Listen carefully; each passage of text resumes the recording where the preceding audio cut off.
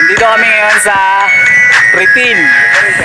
Dito sa Pretil ng Binangonan, dito sa Fishport.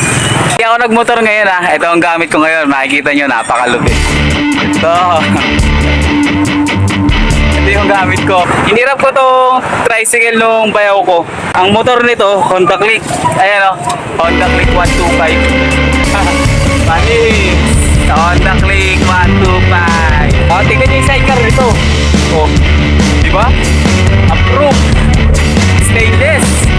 Tangka pa. O, Honda Click Sidecar Gaming.